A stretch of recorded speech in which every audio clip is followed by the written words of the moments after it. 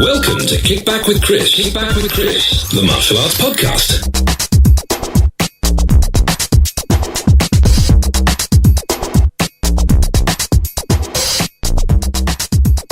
Hello and welcome to episode 29 of Kick Back with Chris, the martial arts podcast. If you're in the UK, you're probably under a little bit of snow at the minute.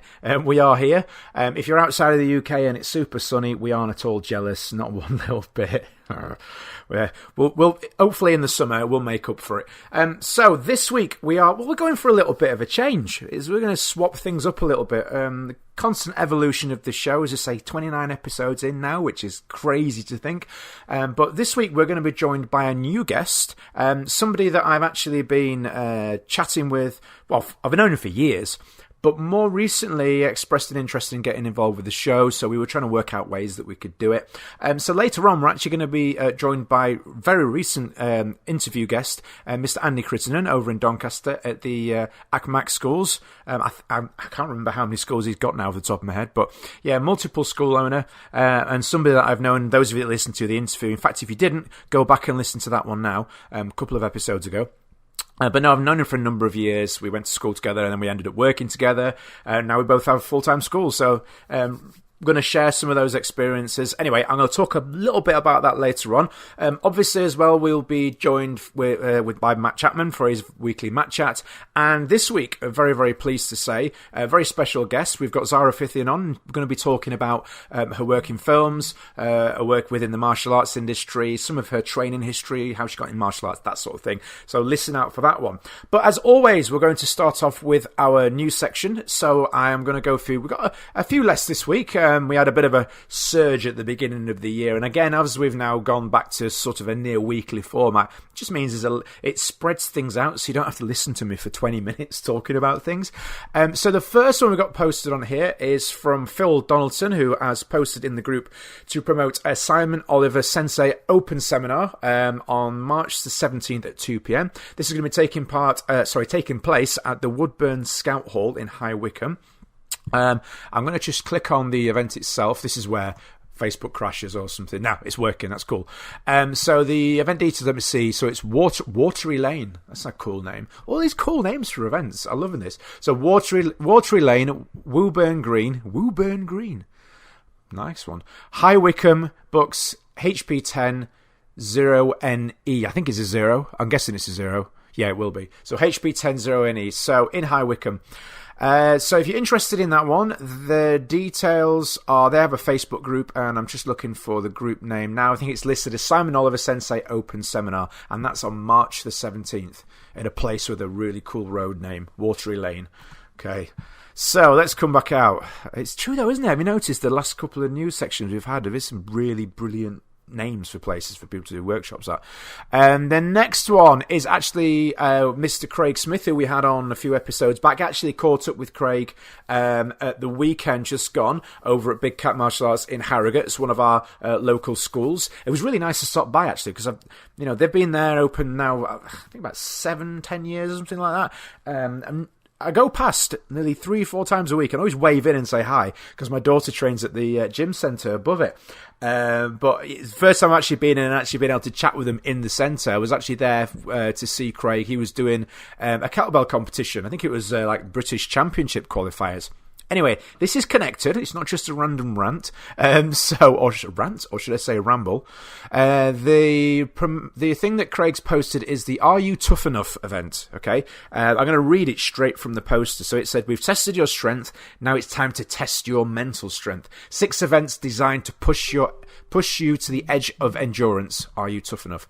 Sunday the 31st of March. Doors open 9:30 and it starts at 10:30. It's £20 per entry category, and that includes a t-shirt, because it's nice like that. There's men's under 55 kilograms plus men's under 85 kilograms plus, my mouth is cold from this freezing cold weather. Men's under 85 kilograms plus 85 kilograms. And there's a women's under 60 and plus 60. And it's listed as the ultimate test of fitness and endurance. It sounds like a good one. So if you're interested on that one, there is a Facebook group. I'm just going to click on that now. Let's see what it's listed as. It's listed as the Are You Tough Enough with a question mark. And it's hosted by the Strength Forge. On March the 10th, as I say, taking place at the Strength Forge, which is in Colville in Leicester. So you can go on there to find out some more information. Again, apologies for my cold mouth failure there. All right, let's go on to the next one. I have to back out a couple of things here now. This is probably... Oh, no, it's working. I was going to say on cue there. My internet fails. Right, the next one is actually from Andy Crittenden himself. Just a post to list the dates for his Revolution tournaments, which he spoke about in his interview a couple of weeks back. The website address for this is revolutiontournaments.co.uk. And there is a list there of all the dates. Let me just have a quick look. So we've got dates in February, May, July, September, November, and then obviously information about what goes off. So things like points fighting, continuous weapons forms, that sort of thing. It's all in there. The prices, the times. So if you get in touch with Andy, or head over to revolutionmartialartsevents.co.uk. I don't know if I said that. Did I say that the first time? No, I don't know. But Revolution Martial Arts... Right, start again. Revolution maevents.co.uk. There you go. I've said it right this time. I don't know if I said it wrong before, but I'll say it again right just to be sure. Revolution maevents.co.uk. If you head over there, all the information will be on there for you, obviously. Personally, what I will say is these events are really cool for new schools. So if you've not competed before, if you go along to these, I'm not saying that others don't, but these do especially. When my team were newer to competing, they were good because they were really well looked after. Really friendly bunch, and more importantly, there's a really diverse range of talent there. So some world class people and people just starting out. So it's a good mix. Obviously, some tournaments are very high end, and sometimes it can be a little bit difficult to take a newer team along to them. So this is a really good sort of. It meets in the middle, so to speak, so you've got a good range.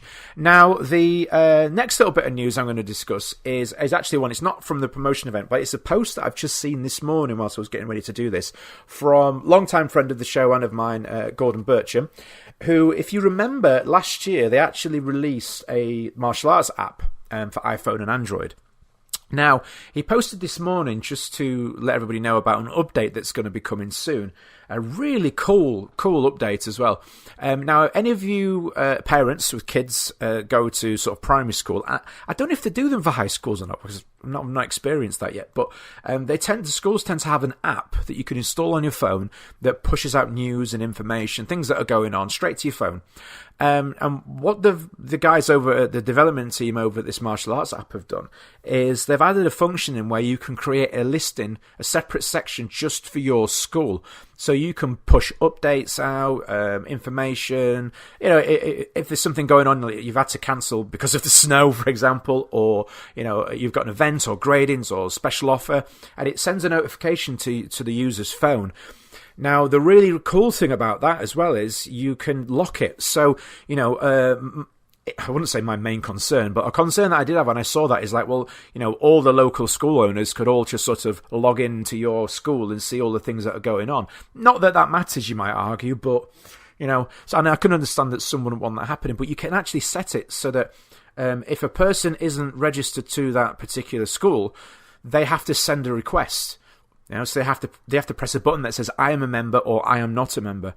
So that really cool extra level of security on there as well. So I'll be looking at that when that releases, and I encourage everybody else.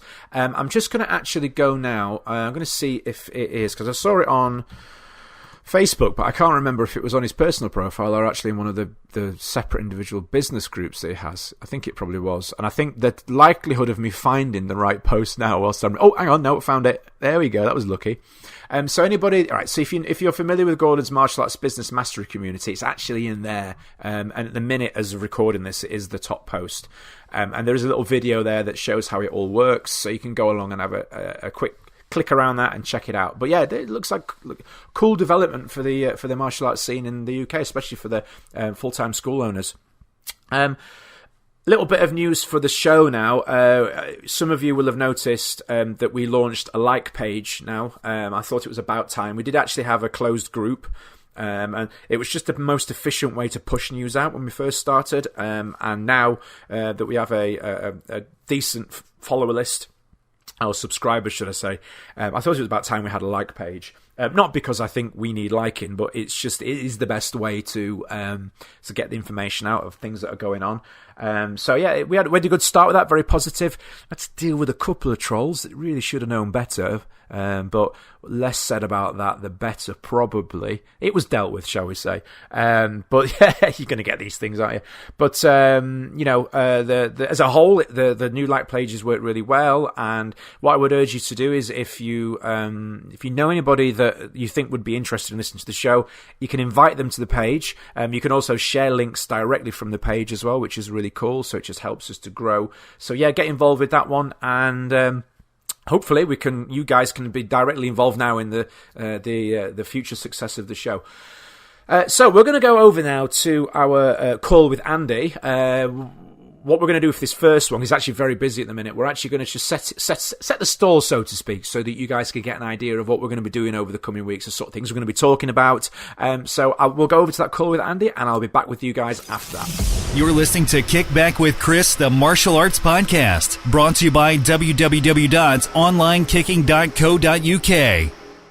Okay, guys, so time for something a bit new now. Obviously, we'd spoken about this. I spoke about this on the last episode last week, about bringing on a friend of mine, long-time friend of the martial arts for many, many years. And I actually interviewed him a couple of weeks ago. The one and only Mr. Andy Crittenden. How are you doing, sir? One and only, that's a good thing. Yes, is it the one? I was trying to set you up there. Well, now you see, but that's... but no, we'd actually... off air a couple of times we've been speaking about the possibility of bringing Andy in and what we could talk about, different things. And what we've discussed, we thought would be really cool, would be to share sort of his and mine, our journey into developing our schools over the many years, the struggles we've had, the good things that have happened, the things we've learned, the things we'd maybe do a little bit differently. And we thought it'd be a really good thing because at the minute on Facebook, we're seeing more than ever before, really, a lot of people posting advice about, I want a full-time school, how do I do it, what do I do? So we thought it would be a good thing to chat about. So yeah, today just thought we'd bring Andy on quickly because he's a busy man. What are you up to at the minute, sir? I'm in Slough, which is quite southern for York. It is. I'm on a weekend course through KickFit called Consultancy. Cool. Where they brought over Grandmaster Zulfi Ahmed from the States, who's going to be doing some ongoing instructor training and physical training, all sorts of stuff with Grandmaster Zulfi and also Ken Pankovic. So really looking forward to that. I've got down here early before the snow. And I'm just doing a little bit of work because I'm bored and it's strange not being in my school. Yeah, because I say you're used to always doing stuff, aren't you? So you're stuck in a hotel room, so you're finding work to do. Yeah, luckily I'm all laptop, iPad and up. You're all... I've worked hard to get into my Skype, so I'm feeling pretty clever. I'm quite impressed. That's quite techie for you, isn't it? That's quite... Yeah, it only took me about 7 screenshots sending you to get into it. Yeah, for those that don't know, guys, this was quite a feat to get this. I'm actually impressed how quickly we managed to get this sorted out, to be fair. But hopefully, long may it continue. So, did you want to just have a quick overview, quick chat of some of the things that maybe you might want to be talking about over the coming weeks? Yeah, well, I think just general day-to-day stuff. I think things like just experiences, things to share, ideas, stuff that people are doing within the schools, stuff that I know that's going off as well, stuff that might be working successful. We've just had a best ever January. We're not renowned for having good Januaries. We've just had a really good January. Not claiming to be anything better than anybody else. Just sort of saying what works for me, really. We've got 4 full-time schools, all doing pretty well. And this is all I've ever done. So if you can share it, if it helps anybody, Yeah. I like talking. So let's find some people. Absolutely. And also, I think what's really cool is, although our schools in themselves are quite different, obviously, because we're very different people, I feel we do have a very similar way of running them, in that the way I sort of see them is I feel that they sit really nicely right in the middle of a full-time centre, in the sense that they're not super relaxed to the point of there's no systems in there, we're just sort of winging it every day, but they're not super systemized and super slick and super some schools are like I don't know, how do you say this nicely, well-oiled money generating machines, and I think ours sit nicely right in the middle. We do it. Somebody asked me once what I think the word branding gets thrown around a lot now, but at the time wasn't really. Somebody said to me, what pair of trainers do you want to be? Do you want to be the most expensive? Perfect. And I said, no, I want to be Adidas, because, Adidas is good, quality, they offer a lot of variety, and it's accessible to everybody. Yeah. Most people. I can't say everybody, obviously. Yeah. Some people don't even have shoes. But yeah, so the idea with this, guys, is, to get you involved. So if you have any questions, if you have any suggestions for topics, anything you want to, otherwise we'll just talk about what we want to talk about and you'll have to listen to it. Yeah, we'll just talk about Spider-Man and stuff like that. Wow. Little inside joke there. But no, or maybe we will literally just talk about Spider-Man. But no, seriously, if you guys have got any questions, any suggestions, anything you want us to cover, this is a good opportunity to have two people sort of bounce it off each other. We'll have probably very different solutions, and we'll have had different problems and different things we've used. So we might have a row. We might do. It'd be unlikely, because I don't think we'd be bothered. But no. We're not really that type, are we? But no, get those questions in, and hopefully we can make something good of this over then however many years it lasts. Maybe you'll have your own podcast one day. Yeah, can you see that?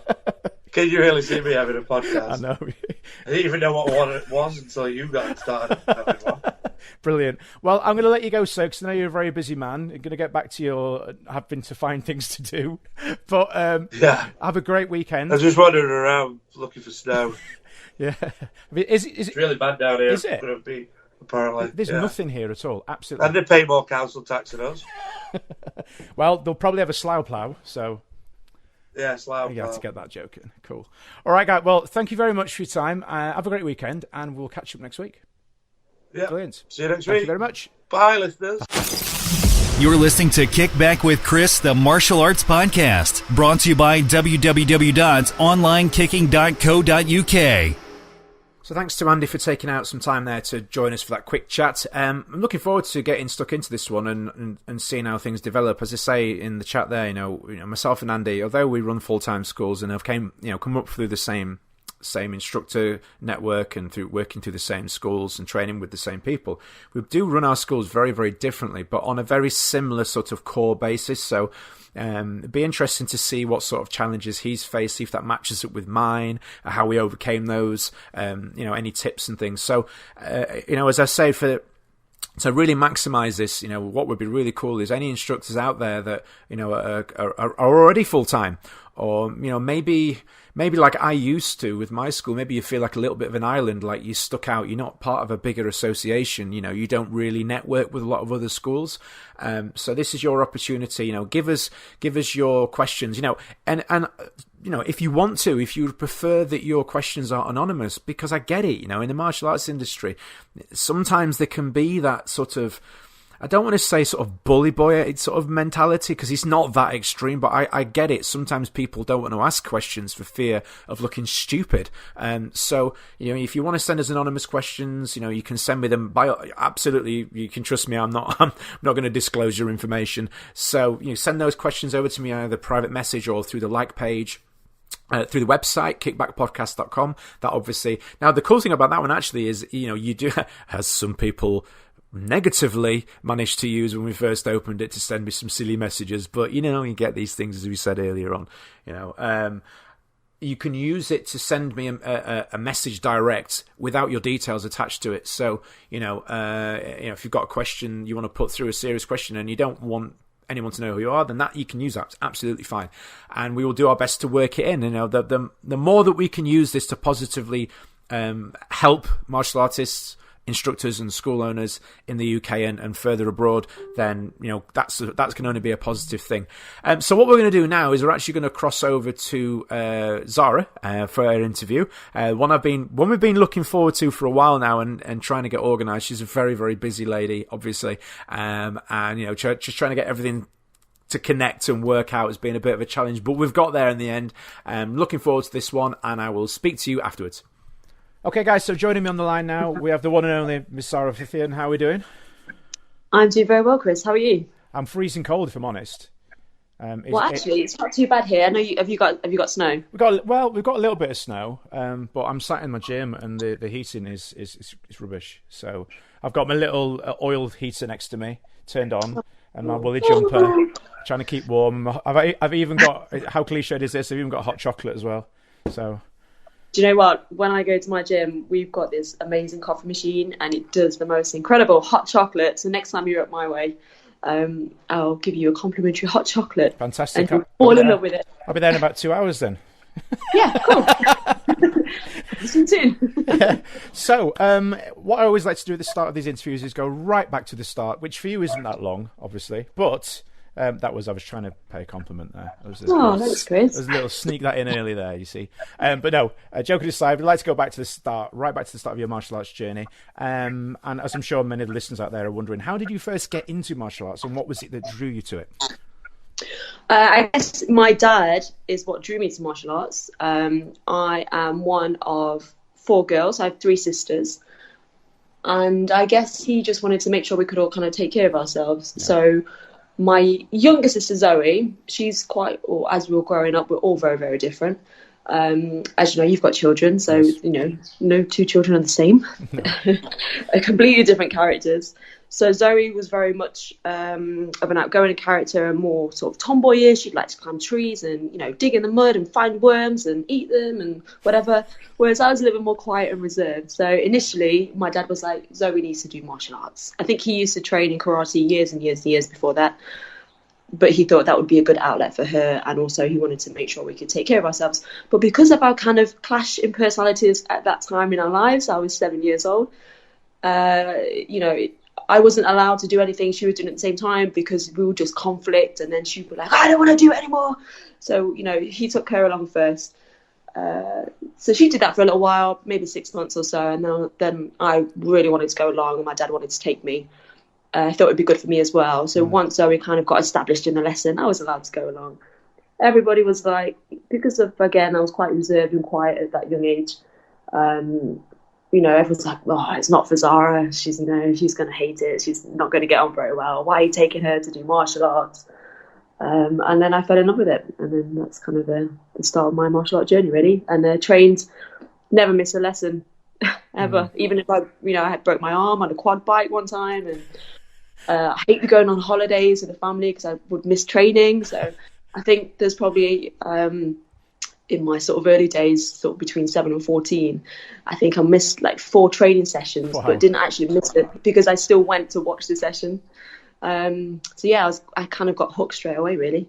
Wow, that's just really cool to hear, and obviously now today as well. It's interesting that you say that. I find anyway. I mean, not putting a negative on kids training, but it seems nowadays it's quite hard to get those kids that there's that small pocket of them that do. We've got some, but to want to go all the time. I suppose there's so many more distractions now as well. So how long after when you first started training did you start looking at things like more competitive wise and getting into the competitions and things?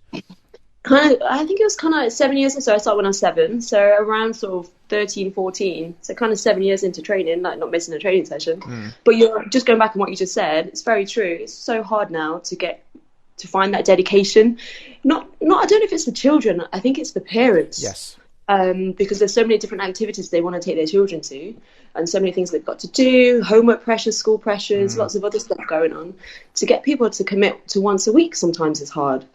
And that's one thing that I find frustrating as a martial artist and a school owner as well, just finding those people that have that same dedication that we have and had at that young age. But, we have to kind of go with the times, don't we? And things change, things evolve, but we'll go into that a bit later. Absolutely. But yeah, I guess around sort of 13, 14, then I was like, I really love martial arts, love training.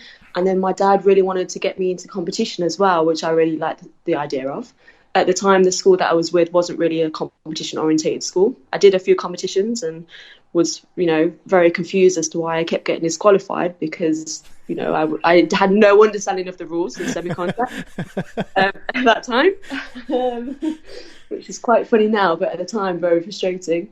And so then I joined a kickboxing school of champions, and then sort of began my competition career, really, I guess, at that age. And again, at first, it was for me just kind of finding my feet and new rules, different style, learning how to kick and not be so low to the ground in my Shotokan stances, and just the changes from one style to another style was quite challenging. Jump kicking, yes. Very challenging for me right at the start. But a great challenge that I loved, and obviously since then went on to do taekwondo and other kind of different martial arts, and more kind of grappling styles and close range styles, and a big kind of mix of stuff now over the years. But initially, the transition from karate into sort of kickboxing was a nice challenge for me at that time. Excellent, yeah. Now, was one thing I was going to ask you about was, the different styles that you studied and over the years, and what does your daily training consist of today? It's very different today from what it used to be. I've got responsibilities now, so I have to make sure that I find time to fit my training regime in. And I guess now, kind of working in the film industry as well and running my business and stuff like that, I don't get to do the martial art training as I used to do back in the day, which I really miss. I used to love kind of those training sessions and learning and training with different people. But now I have to find time to fit that in. And also I love going to the gym as well. So I think that complements the training that I do. I think it's different. Depends what you're training for and why you're training. If it's just for health and well-being, or if you're training for competition, or if you're kind of training for maintenance because you're kind of working in stunts, or you're kind of doing a lot of fight choreography, you kind of have to maintain a good fitness level, strength and flexibility, don't you? So absolutely. Now I kind of go to the gym. These last couple of weeks, I've got to be honest, like not as much as I should have been because I've been late filing my accounts. So I've been absolutely shattered. We've all been. But usually, 4 times a week I'll do a good gym session, and I like to hit the bags. And I know you kind of want to speak about injuries and stuff like that as well, and going into different challenges. But since I had my knee operation 2 years ago, my training changed over the last couple of years as well. But if I was sort of back in my competition day, I'd be training, 2 classes a day, at least 2-3 hours a day, do my own training on the bags, do a gym workout. I used to hate road running, but I used to road run a lot. No, I can't stand that either. Yeah. Hate it. Oh God, I hate it. The only times I ever run is if I'm late or if I'm running away from something. That's it. Yeah.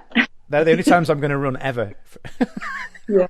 I love bike riding. I could bike ride all the time, but running, you need to run, like especially if you're a competitor, kickboxer or whatever. I think it's essential for your training, but it's just one of those things that it's not my favorite thing ever. No, now I guess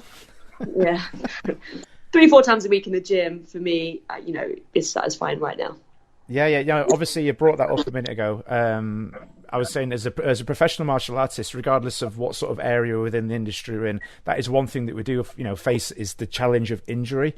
And I wondered if you could share some of your experiences of how how personally you've dealt with the challenge of overcoming them. Having to still run your school, and how the pressures of performing and the traveling and everything. Yeah, I think again now, I'm quite a stubborn person. You know me, Chris. Like, no, if there's something I want to do, stubborn. I'm going to find a way to make it happen. So when I used to compete, the worst injury I had when I used to compete was I actually tore my hamstring to pieces. Wow. I had a really bad left hamstring tear. And I was, wanting to get back into training, very eager, very keen. and tore it again because I went back into training too soon. So that's my own fault. I kind of learnt my lesson that, things like that take time and you have to heal. You've got to listen to your body. And then, broke my nose a couple of times. That's fine. You have a broken nose. I'd rather break something than tear something, because you've got 6 to 8 weeks and then you back to new again, pretty much. Ligaments, tendons, things like that, just are a nightmare. Yeah. So, I've had some kind of ankle twist, stuff like that, really. You just got to take care of yourself. But when you're running your business and your physical capabilities determine how well your business is doing, or your career, like if you're acting, doing stunt work, or, if you're a competitor, then that's kind of your life, isn't it? Yeah. So for me, the hardest thing, regardless of what the injury is, for me, it's the hardest thing is the mental, it's a mental challenge. Just accepting that, being able to deal with it, get on with your rehab, and, not kind of beat yourself up because this has happened, but try and kind of find the positive. So when I completely, absolutely knackered my knee when I was working on Doctor Strange, and again, with something real simple, we were kind of going through some fight rehearsals.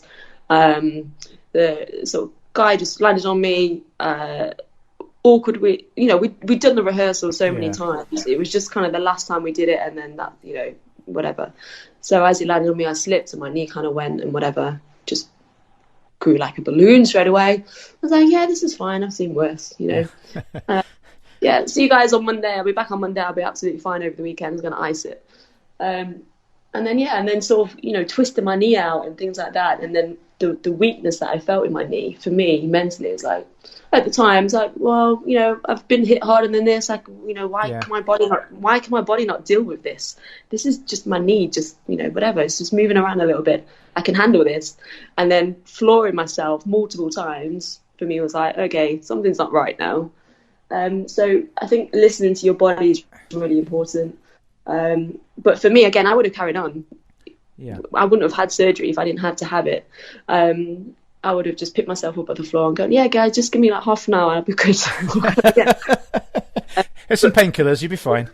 Yeah, and that's kind of the attitude, sort of we sort of have. And yes. It's not necessarily the right attitude, because you need to take care of your body, especially if your body is something that it's difficult. Is your career, and you need your body to work to be able to do the job that we do. Yeah.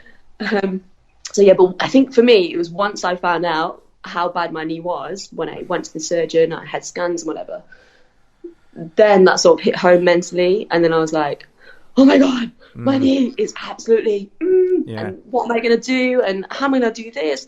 And then mentally, it's really strange, because up until that point, I was still jumping and kicking and running and stuff. And then as soon as I had that news, like, I felt like I took it well, but I don't think I did, because after that, I was like, I couldn't do anything. Yeah.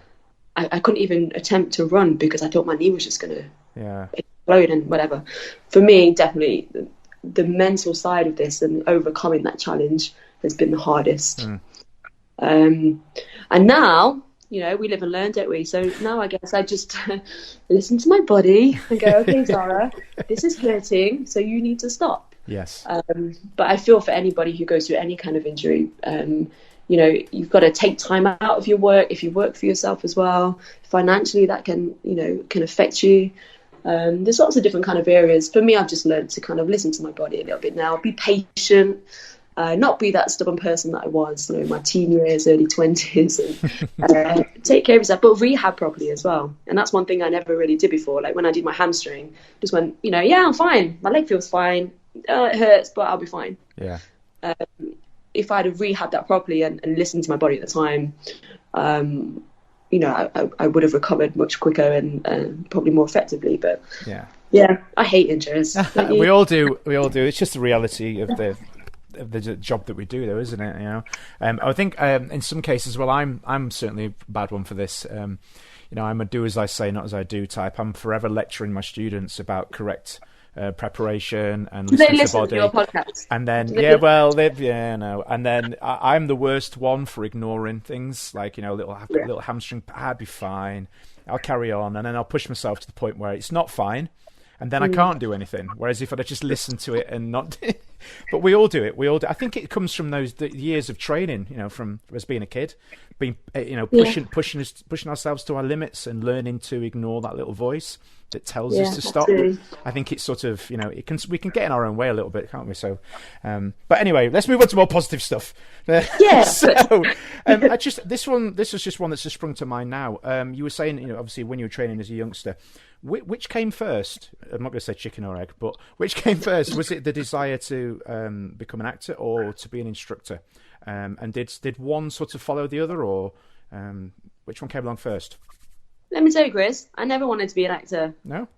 Ever, when I was young. No. Yeah, in my early years, when I started training, in my teen years, I wouldn't go in front of a camera. I had no desire to be an actor, to be any kind of model, to get in front of a camera, for anyone to take any picture of me whatsoever. Wow. I did not want to be in front of a camera, which is absolutely a massive turnaround, isn't it? A little bit.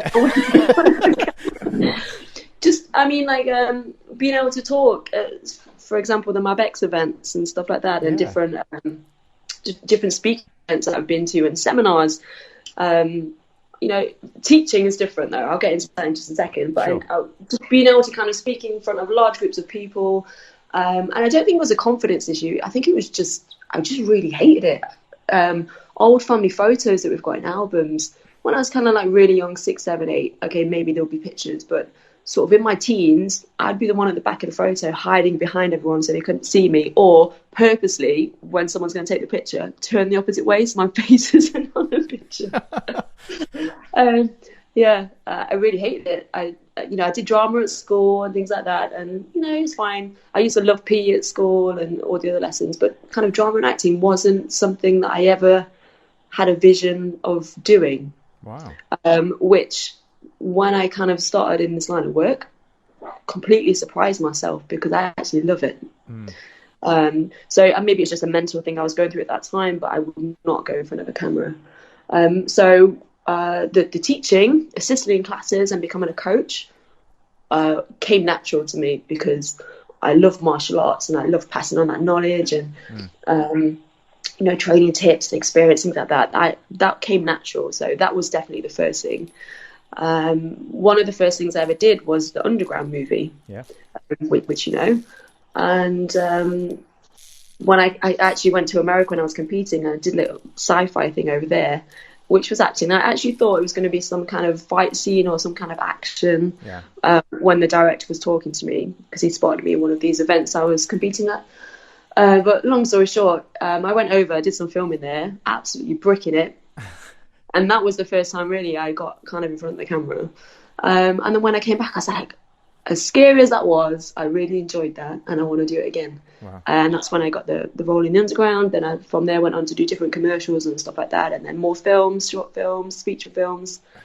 And then I guess the rest is history. But yeah, so, in my teens, I would not be talking to you about acting and still were maybe, but definitely not acting. So a massive turnaround for me. And I think martial arts have done that for me, giving me the confidence in myself to try new things, to take on challenges. And I think the performance side, especially if you're a competitor, not just the fighting, but when you kind of do forms as yourself, you've competed, it's the speed running you get from performing, if it's weapons or creative forms or traditional kata. I really enjoyed that. So for me, I kind of took that experience in front of the camera, and I think I just kind of related the two, and that made it an easier transition when it started to happen, really. Yeah, absolutely. I mean, obviously I've not had anywhere near the level of experience that you've had, but the little bits I have done, whether it's been bits of presenting work or smaller roles, acting roles, what definitely helped me, I found, was the years the training before with the instructing, because standing in front of a group of 4-year-olds, you have to play this persona. If you could have had the worst day in the world, you've had your car broken into, someone's run your cat over, and all this, and the second you walk on the mats and tie up your belt and those little 4-year-olds looking at you, you've got to be the smiley guy, the smiley lady, and the world is a great place. And I found that the years of doing that definitely helped me kind of switch my head on and off. with those types of jobs. So yeah, it's interesting that you mentioned the tournaments and things. Yeah, I can see that. So with regards to your school, when did that first open? I'm trying to think back now. I was there, wasn't I? Yeah, you came to open day. So it sort of came about. So obviously around that time I was already teaching and things like that and competing, whatever. And an associate of ours had a gym in Mansfield, and I think he was either he was closing the gym, or was liquidating, or that gym business was basically going out of business. Yeah. He had a big lease. He had some debts that he run up there as well. So the actual business wasn't in a good shape at all. And he was trying to sell the business. And I was like, look, I might be young, but I'm not that stupid. I don't want a business. I have my own business. So basically I took on his building. So that meant that I had to take on his lease and the debts that came along with that building that he had. So I kind of decided to take that challenge. I had the support of obviously my instructors and my family and things like that as well. But I guess I have to explain the difference between Mansfield and Nottingham. So I'm from Nottingham. Mansfield is the next town outside of Nottingham. And the kind of mindset is very different from the city. Okay. So being a female and going to Mansfield in this old kind of mining town, was for some people like, Zara, you're absolutely out of your mind. What are you doing? You're going to take on this building that's already got debt, and you've got no students. You're going to go take on this full-time premises. Yeah, I'm going to make it work. Mm-hmm. Okay. So everyone's like, yeah, you're out of your mind. I had a lot of hassle at the start, especially from kind of more old school, local, traditional martial art instructors that, used to teach out school halls or church halls or whatever. Yeah.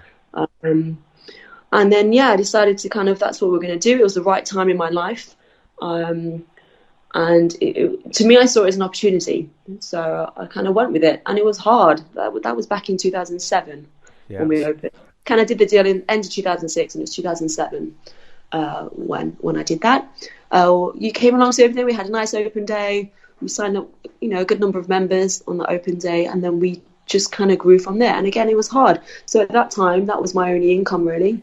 The odd kind of filming thing here and there, but running the school and the business and making it work was what I had to do. Sure. So how quickly did the school grow? And what were some of the bigger challenges you had? You've just mentioned a couple there, but I remember I opened my school with no students as well, and looking back on it, some of the things I did, I made it work somehow. But I just wondered, how quickly did your school grow? And what sort of challenges did you face? School grew pretty quickly, but it grew consistently. I didn't kind of go in for a massive push and we got like 200 students straight away. We got 20 students, then we got 40 students, then we had 60 students, then we had 70 students, and then it kind of went up gradually but consistently. One of the good things that I think we've always had at the school is a good retention level. So our attrition rate has always been low, which is great. Finding new members has always been challenging. We did some good leaflet drops. We didn't really have Facebook and things like that at that time, so it was word of mouth and leaflet dropping, things like that. But for me, especially at that time, was pricing everything right, so that it was affordable for people, but that I could run the business, pay the bills, and kind of start making a living. Which I took a few loans out at that time, ran my credit card bill up, stuff like that, just to try and stay over the line, just to kind of survive and keep school open, because that was my main thing. Like, regardless if I don't eat at night, my school has to stay open because I've got classes tomorrow. Yep.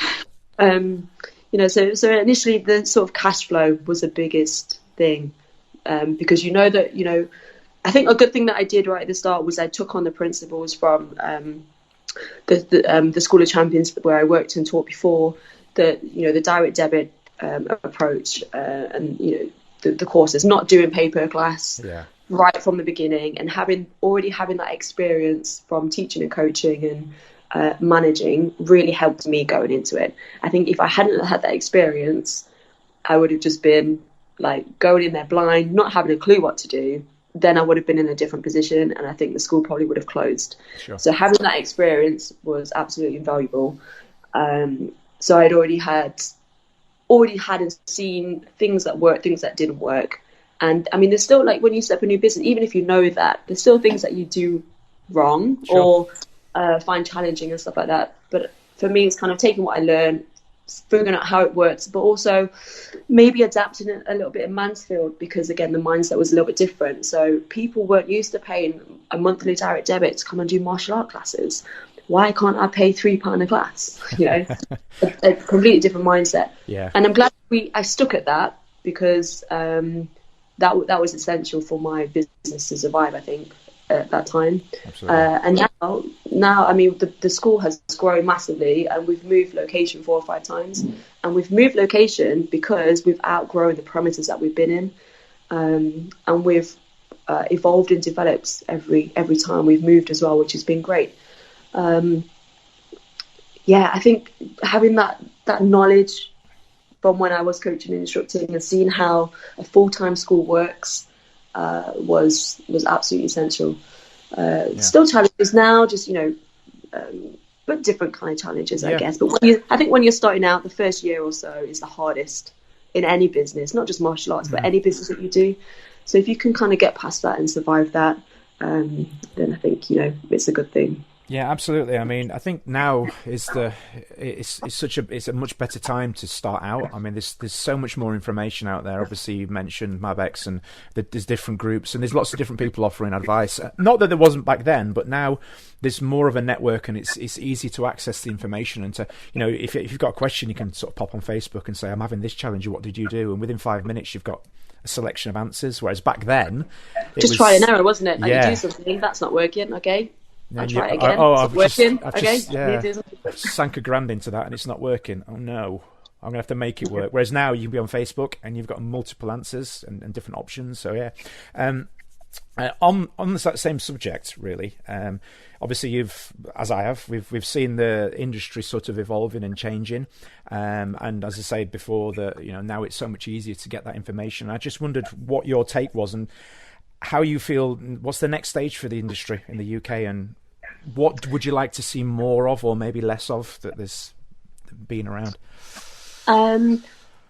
So I think, just going back to that point before, when you say the information was out there, now it's kind of all in a focal point. So we didn't have Facebook before, things like that, but there were still kind of you know, groups of people or coaches or mentors or whatever you like. There was, you know, the different American companies, so EFC, you know, Maya, Natmar, all these different kind of big American companies and school owners would give us advice over here. And, you know, I'm a bit of a sucker for kind of buying stuff and looking into stuff and researching. And I think what's nice now is, well, before you kind of had to go to different places to get different information or to try and kind of keep up with the times, and then change the Americanization of it and make it work here in the UK. And now you can kind of go to that focal point, whether that's Facebook or whether you've already part of a management group, and it's much more localized. And you've got that instant access. If you've got a question, you can pop online and, you know, somebody will freely help you. Or you can go on courses, and you can do that here in the UK. You don't have to go to America. You can do it here. And I think that's been good for the industry, especially the last few years. More people have the confidence, and they believe that running a martial arts school as a full-time business is viable. Yeah. And it is. I think what's important is that you have to understand business and how it works, because there's so many, as you know, so many amazing martial artists and instructors that should have packed out schools, packed out classes, because they're so incredible at what they do and they have so much knowledge. And yet they're suffering because they can't afford to pay their rent, or they can't afford to do this. And it's just down to the business side. So I think now, to me, it feels like there's a bit more balance. There's more people that are trying to educate themselves or learn about the business side, or how to run a business. Yeah. And it doesn't have to just be martial arts. It can be anything, you know, but we're talking about martial arts right now. So as opposed to just doing the art. You know, people are finding that balance and accepting that it's okay to get paid for what you love to do. Absolutely. A few minutes ago, obviously, we were discussing that you'd given some talks at Gordon Bircham's event, Mabex, and I just wondered how you found that challenge of speaking to those audiences, and if it's something that you'd like to do more of. I love speaking to people, and giving my opinion. People don't necessarily have to take it on board, or I enjoyed it. It was good. Or listen. I just like to have fun. So the way I kind of speak at the event is kind of how I run my classes and how I teach. That's kind of just. I think it's really important when you're speaking. Like if I've been to an event and I'm listening to speakers, if they're boring, I just switch off straight away. I'm being totally honest. So when I'm on the stage, like I'm thinking, okay, are people going to want to listen to what I've got to say? I don't care. I'm just going to say it anyway. I'm going to have fun. Yeah. I've got some information to share. You can take that on board. You can take bits that you like, leave bits that you don't like, make it work for you. But if I can help somebody or just inspire somebody, like at the last Mabex, there's a few people that came up to me like, oh, I really love that speak. It's helped me to do this, or now I'm going to go try this. Mm-hmm. That's amazing. So, when you get that feedback, it's kind of worth it. And I just like to have fun and enjoy myself when I'm on the stage speaking to people, because that's my experience that I'm sharing. And again, whether people take that or not, then that's their choice. I don't mind, but I can only give you my opinion and my advice and my experience. Sure. On the topic, but I really enjoy it. I'd love to do more of that. I think we just saying about where you think martial arts is going as well, or instructors and stuff. Sure. I know that Matthew Chapman is helping a lot of people out right now with their sort of online training. You've got your own online tutorial kicking courses and stuff, haven't you, as well? I have, yes.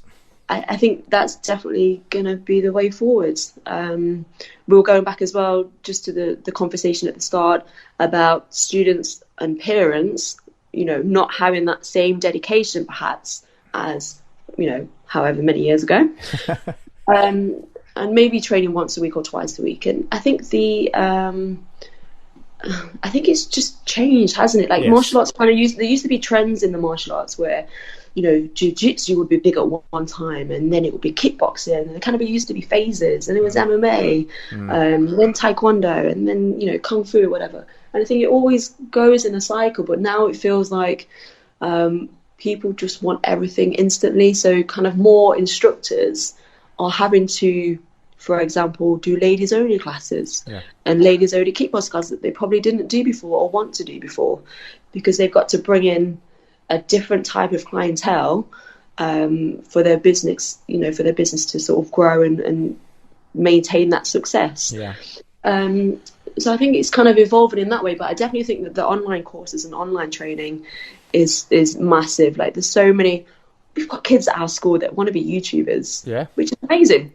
And they think that's a viable career. And so, all that kind of generation, they're all coming through. Everything is online. Absolutely. You've got the kids, like we have a waiting area when the students are waiting, and some of their brothers and sisters come while they're training in class, and they're all on their Nintendo Switches, and they're talking to each other in these headphones. My nephew and niece do it as well, and they're right next to each other, but they're playing together and stuff like that, and it's amazing. In fact, my nephew was playing a game with my other nephew who's living in Cyprus right now. Wow. So it's incredible, that connection, but it's all online, it's all kind of virtual, and I definitely think that's the way training is going to go. Not that we're going to lose the physical aspect of training in a class or in group classes, but more people want to sort of, be on their phones or their devices and tablets and get that extra information, because they're not always going to be able to get to class and things like that. It's just so accessible. Yeah, it's an extra level to what we already provide, isn't it? Convenient. It's just convenience, isn't it? It's instant. Absolutely. One of the things that we've had, a good level of success within my school is we've digitalized, whatever the phrase is, digital something. We've put everything into video format. Now they can't learn the syllabus from watching the videos, but if they've already gone through it in class and they go away and they're practicing and maybe something's come up, it's snowed, for example, they can review the footage on their phone, their tablet, their iPads, their TVs, whatever connects to the internet, and that's just so good, and that could be the difference between a student staying as a student and quitting through the fear of not knowing the subject. So for me, I found it's been a great tool if you use it properly.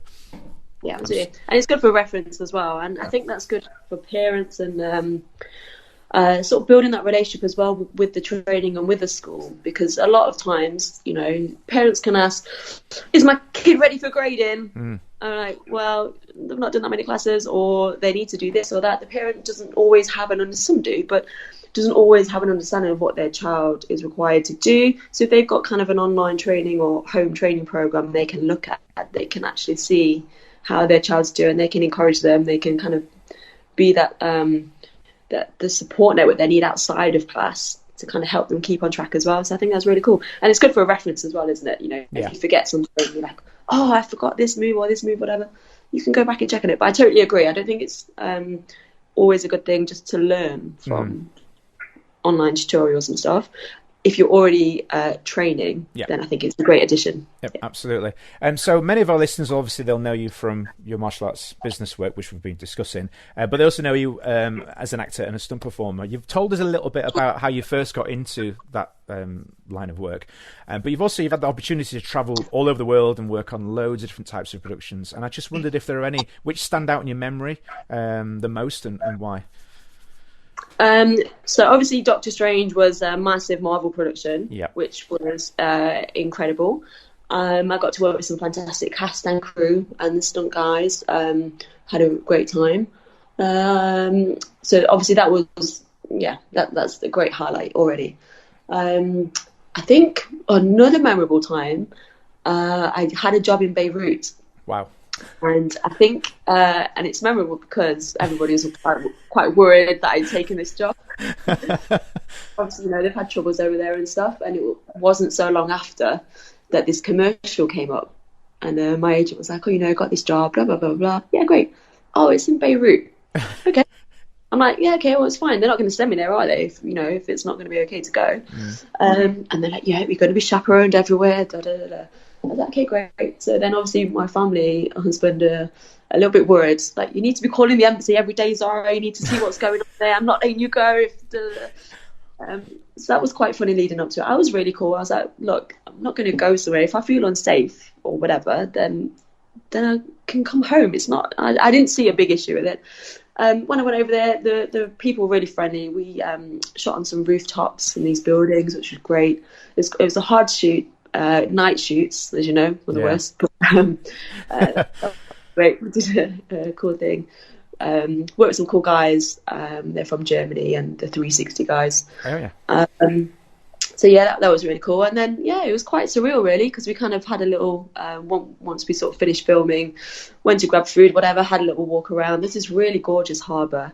And then on the other side, there's like all these buildings with bullet holes in and bits of building on the floor and things that have been blown up and shot at and things like that. And it was just really surreal. So that was quite, fantastic.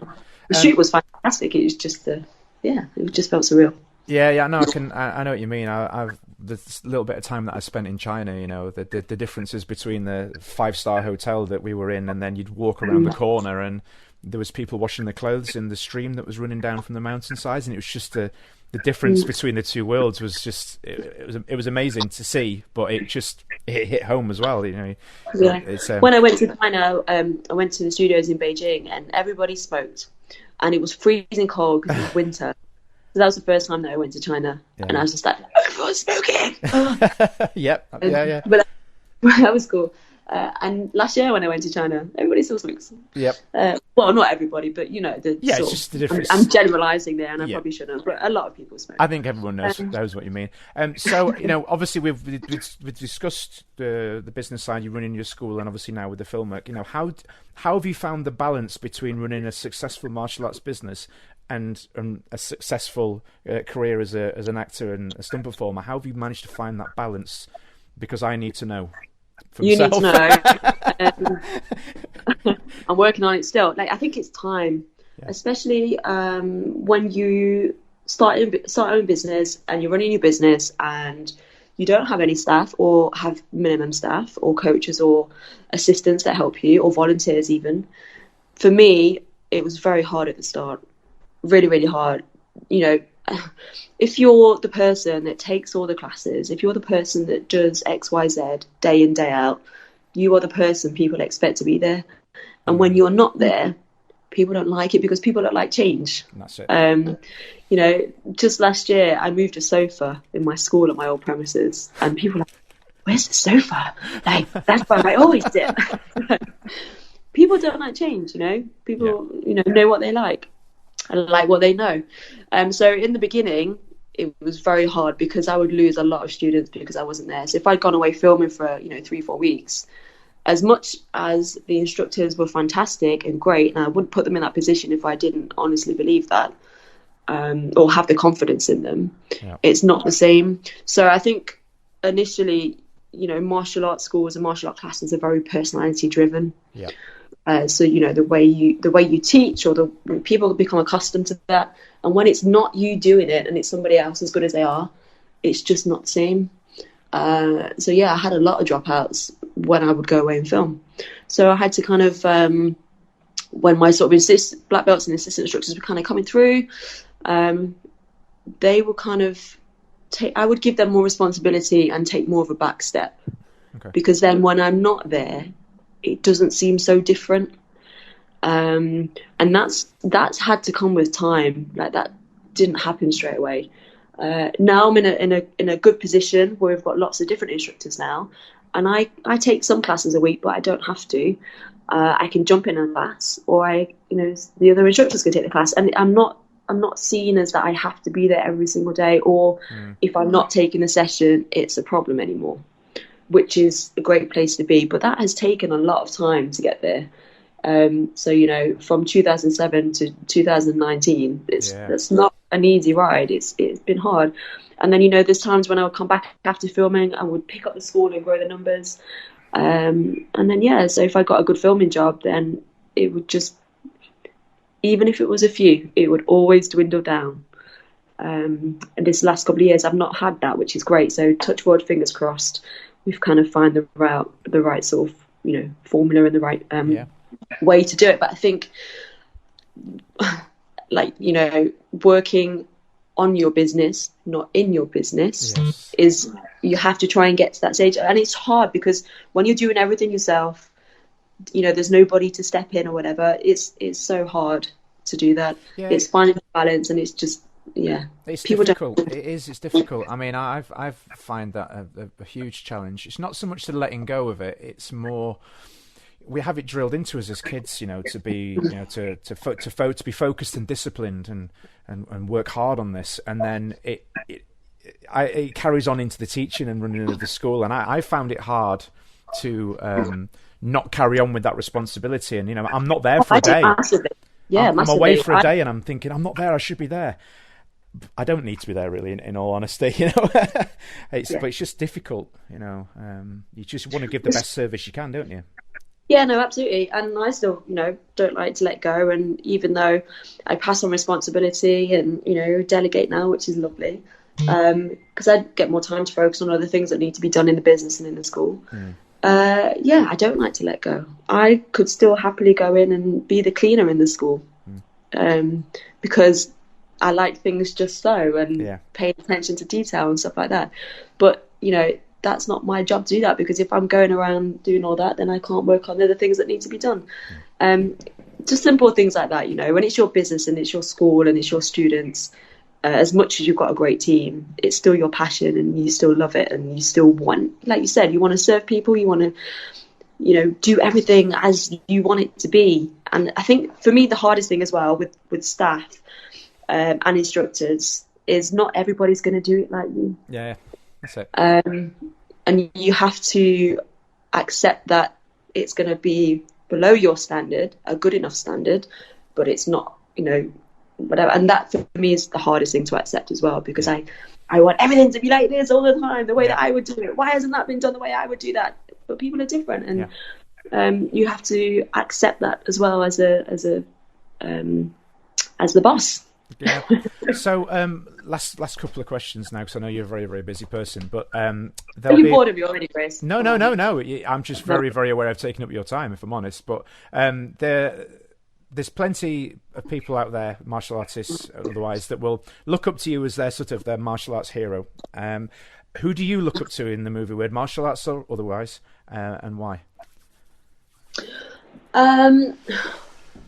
Lots of different people for different reasons. Again, I feel like I'm kind of in different industries, even though they all sort of complement each other. Yeah. There's different areas. I know a lot of people that I meet. I always get the Doctor Strange questions. Yeah. Oh my God, what is it like to work with Benedict Cumberbatch? What is Matt Mikkelsen? Da, da, da. Which of us? And they're absolutely fantastic human beings, great to work with, awesome, incredible, really inspiring. Great to work with. But they're just human beings at the end of the day. So for me, I look up to people who are doing well, that are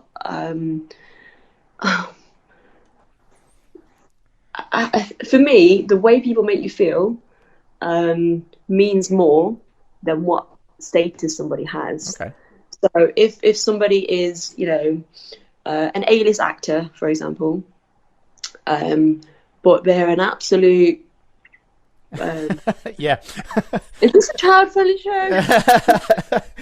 A-hole. Yes. Then to me that means nothing then. Okay, well then you're not the type of person I want to be around or look up to or like. I'd rather, there could be somebody in the catering department that's absolutely incredible, that is inspiring. So I think it's hard in different industries to kind of look up. There's obviously loads of amazing actors and things that I would look up to and inspire to, and they've done incredible work. Same in the stunt industry.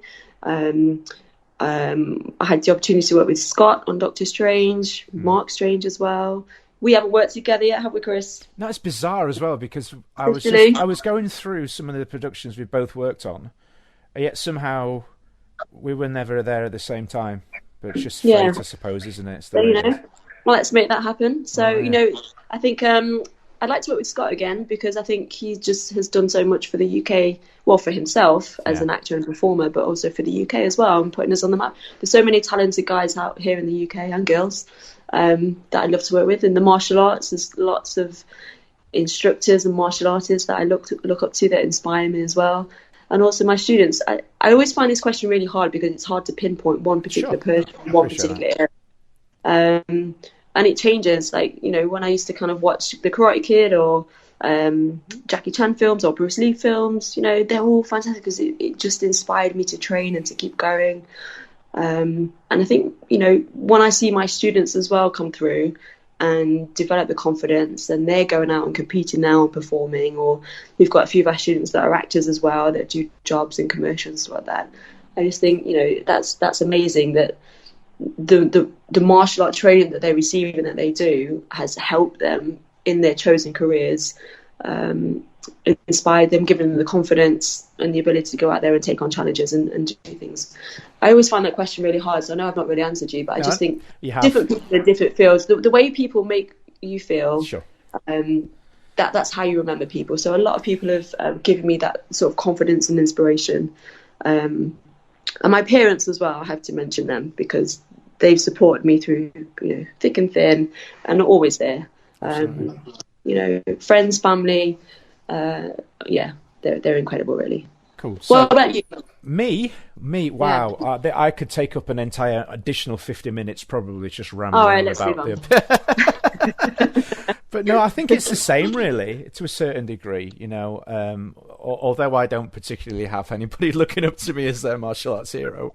You say that, but I'm sure you do, because how many students do you inspire every day? You probably don't even realise Keep going. Yeah, keep going. And there's other people that, when you speak to people, or just even if you just treat people nicely, I think that goes a long way and says a lot about you. As instructors, regardless if you think that you don't, everybody is their student's hero. And it's our job to make sure that we, that we kind of not live up to that in a sense, but we have a responsibility to make sure we act and behave in a certain way, because you don't know who's watching you and who you're actually inspiring. And I'm sure you have lots of people, Chris, that are looking up to you, and you're inspiring your students as well. Well, thank you. So last question, probably an obvious one, but what can we look out for you in? And can you tell us about anything that you've got going on at the minute, things coming up the rest of this year and beyond? Yes, I can. So, Cannibals and Carpet Fitters is out in America right now. So you can buy that. I think you can buy that on like Amazon and eBay. But it's the UK release is May, I think. Okay. And I probably should have had the date in mind, and I'm very sorry that I don't know the date right now. But I think it's May. The UK release is May. So I'm really excited about that because it sort of got finished and wrapped up last year, and is a comedy horror. So it does exactly what it says on the tin, Cannibals and Carpet Fitters, and I play Tasha, a carpet fitter. But it's really cool. It's a UK low budget independent film. I think they did an incredible job. It was great to work with the cast and crew and the director, James Bush, as well. And I'm really looking forward to that because I just think it's about time that it came out in this country because I want people to see it, and it's really cool. It's just funny. So even if you don't like horrors, it's not a really gory horror. It's funny. There's some really good shock moments in there. So I'm really looking forward to the release of that. I'm working on a production called Tribal, Get Out Alive, which is a horror action film. And I've got a bit of input behind the scenes as well, as acting and things like that. So that's going to be really cool. So we start filming sort of March, April, May time. So that's great, which for me is awesome because I kind of feel like I'm getting back into my old self pre-knee surgery. Yeah. So for me, this is exciting for me. Obviously, acting and stuff again, which is great. Lots of other things that are sort of coming up and forward. But make sure you guys go and check out Cannibals and Carpet Fitters and look out for Tribal. They've got a Facebook like page, so go and check that out, please, and give us a like. I'll link it into the show notes for everybody, so you can go check that out. As well for yourself as well, if anybody wants to keep up to date with what you're doing, what's the best way for them to do that? Social media, Instagram, Facebook. I do have a Twitter account, and I need to really sort of get my act together with Twitter, but Twitter as well. So it's at Zara Phythian on all of them. I've got a website as well, zaraphythian.org. But I think social media really is where everybody's at, Instagram and Facebook. So go check that out, people. Well, thank you very much for your time. I appreciate it. I know you're very busy. I'm tired. Thank you for having me, Chris. I hope that you've warmed up a little bit now. I have now. My little oil heater's really nice. My hot chocolate's gone cold, but my heater's really warm, so I'll just probably snuggle up against this for another 5 minutes and go do some work. Cool. Well, I told you next time you're down, I'll give you a complimentary hot chocolate. I'm going to hold you to that. Hot chocolate all the way. Thanks very much. Have a great rest of your week and weekend, and we'll catch up soon. Thanks, Chris. Take care. Thank you. You're listening to Kick Back with Chris, the martial arts podcast, brought to you by www.onlinekicking.co.uk. Big thanks again today to Zara for her time. I know it's a very, very busy time for her. Obviously, as she mentioned, she was busy working on her accounts at the end of the month, as many of us have been. But also, great to hear her insight into the work that goes into running her academy, into acting and stunt performance work. And obviously, I hope it gives you a better insight into the amount of work that is involved in trying to run those two things simultaneously. As she said, details for social media. If you're wanting to get in touch, have any other additional questions, then obviously I'm sure she will do her best time allowing to help you out. So what we're going to do now is we're going to head straight into our weekly Mat Chat with Matthew Chapman, because obviously I'm aware of the time and I don't want to talk too much between this one. So yeah, we'll get straight into our chat with Matt, and then I'll speak to you all for the closing section after that. Enjoy our podcast? Please remember to subscribe, rate, and review Kick Back with Chris on iTunes today. Okay, guys, so join us on the phone. It's the one and only Mittmaster, Matthew Chapman. How are we doing, sir? I'm good today. It's bright and sunny, but a bit nippy. That's a lie. There's no way it's bright and sunny. It's kind of like half snowing here, so... yeah, but I'm down south in the nice part of the UK. Oh, the sunny Spanish part of the UK, of course. That's right, yeah. About that. So what are we going to be having a chat about today, then? I thought we'd chat about today my definition of a McDojo, because everyone seems to be talking about McDojos right now. They do, and do you know what? I hate that phrase. God, I hate that phrase. But it sums it up quite nicely. It does. I don't know what it is. I like this. Like my wife doesn't like it when people describe a morning as crisp. It's a crisp morning. She just doesn't like the. There's something about. I don't know. Don't know what it is. You don't like it, though. Yeah. I know. I get what it means. I just don't like the word. Fair enough. It's a bit weird, I suppose, but there we go. Right, go on then. Let's go for it then. This will be a good one. Well, everyone's going on about this school's a McDojo and that school's a McDojo. And I think it kind of is all to do with your focus as an instructor. Mm-hmm. So in my opinion, a McDojo is a school that focuses more on making profit rather than serving its students. Yep, I'll go with that. Meaning, when I first started out teaching martial arts, I was teaching out of a sort of grimy sports hall, teaching 5 or 6 students and, serving them well and doing the best that I could do with them. And as it started to grow, because I was teaching good classes and people were enjoying and recommending their friends, I did a bit of advertising. It started to grow and get bigger and bigger. Now, instead of kind of pocketing all that extra money that was brought in from the business at that point, I reinvested it into the students. So I would buy new equipment for the students to use. I'd buy different bits of equipment for the student to use. I would pay for myself to go and train with other instructors and update my skills and do things like that. So then when we moved... You didn't go on by a Ferrari then? No, I didn't. Not on like 10 students, no.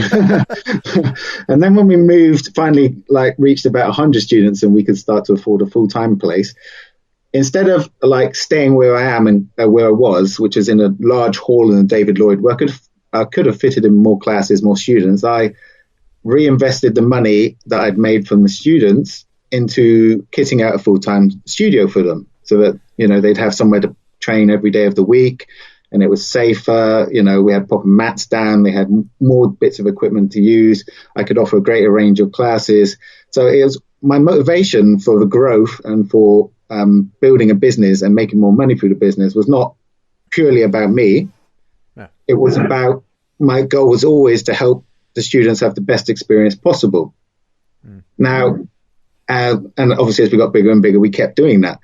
I think the difference for someone who might run a McDojo is their focus is on what can I get out? What's the maximum I can get out from each student so I can take the profits from the business, etc., and use them for what I want, and maybe neglect building the business for the students' benefits. Absolutely. What do you reckon? No, I completely agree with it. I think it's one of those terms that's bounced around a lot. And in some cases, like how you've just explained, I completely agree with its use, and it makes sense.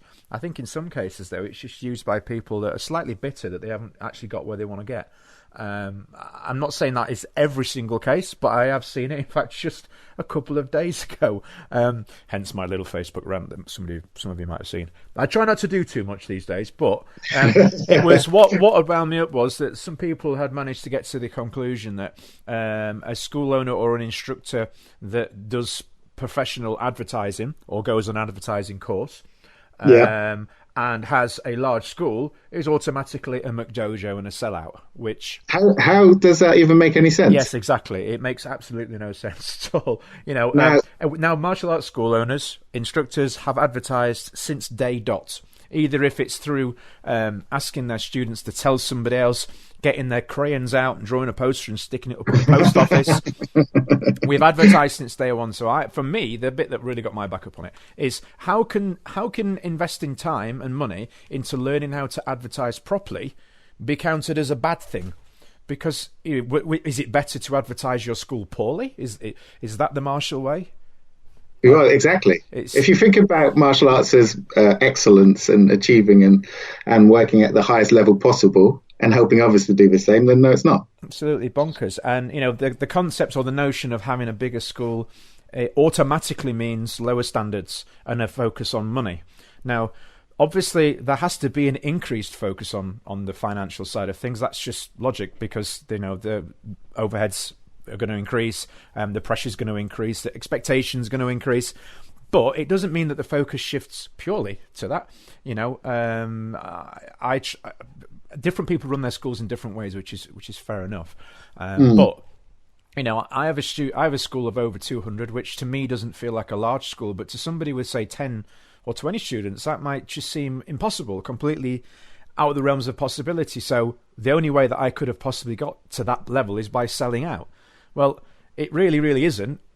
Otherwise I wouldn't still be driving around in a 10-year-old car. It's just through hard work.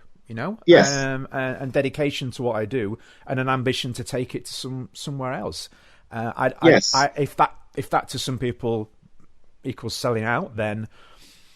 Well, I think with a lot of people, it's the standards thing as well. Like the assumption is if you have 200 students, then the standard must be lower than if you had 20 students. But look, I've trained at lots of schools in my time, and I've been to schools with 10 students and one instructor, and the standard was appalling. Yes. And I've been at schools with 400, 500 students, and the standard is world class. They're like leading the way. They're bringing world champions through. So it's got bugger all to do with how many students you've got. Yeah, it's and what to do with your personal level as an instructor and how important it is you to teach to a standard. Yeah, it's your ability to be able to take what you're already doing and scaling it up. You know, it's completely achievable. And well, look, there's plenty of people out there that are doing it. You know, and like you say, I won't because it's raining. But I could get up on my chair now, open up the skylight above me, and I could see the school hall around the corner from which there is somebody teaching to maybe 10, 15 people.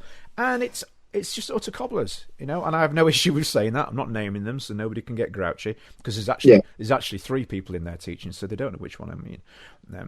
Answers on a postcard. But no, and you know, so to a certain people, they're teaching 10, 15 people, that they're doing it right. Yeah. How so? You know, less success. Well, no. Again, success is relative. You know, some people want to keep their schools small, which I mentioned on a post I did the other day. I completely respect that. You know, whether you have a 500-member school or a 5-member school, if your motives are honest, if you're working to a good set of morals, if you're trying to do the best that you can, how can anybody judge what you're doing? You know, if you turn every single person into a pound sign, and you give zero focus or any attention to the quality of teaching, the safety, you know, any of the stuff that really should be there, then you're a McDojo, and you could be a McDojo with a workable definition of a McDojo. Then you could be a McDojo with 5 students, I would argue. Exactly.